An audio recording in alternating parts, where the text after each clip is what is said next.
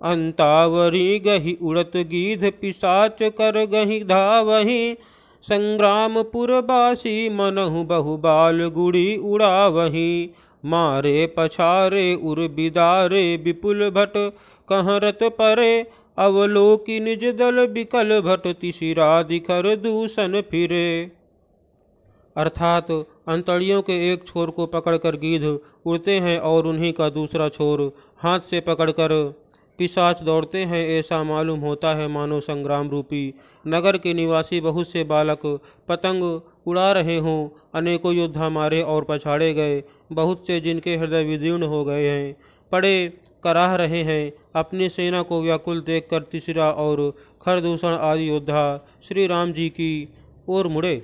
Sir शक्ति तोमर पर सुसूल कृपान एक ही बारही। करिकोप श्री रघुबीर पर अगणित निशाचर डारही। प्रभु निमिष महुरिपु सर निवारी पचारी डारे सायका। दस दस बिशिख उर माझ मारे सकल निश्चर नायका।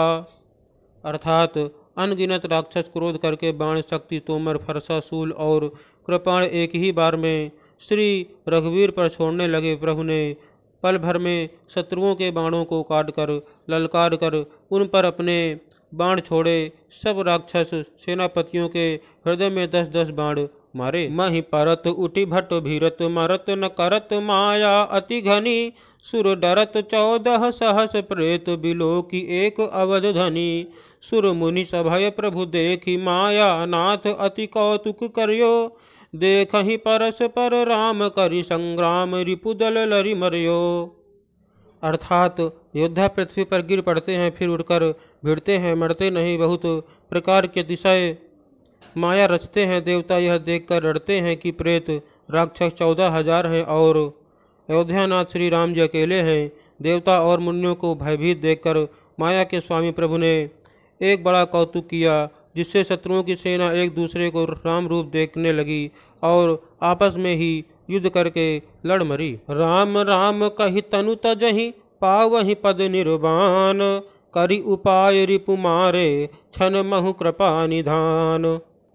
अर्थात सब यही राम है इसे मारो। इस प्रकार राम राम कहकर शरीर छोड़ते हैं और निर्वाण मोक्ष पद पाते हैं। कृपा निधान श्री राम जी ने यह उपाय करके क्षण भर में शत्रुओं को मार डाला।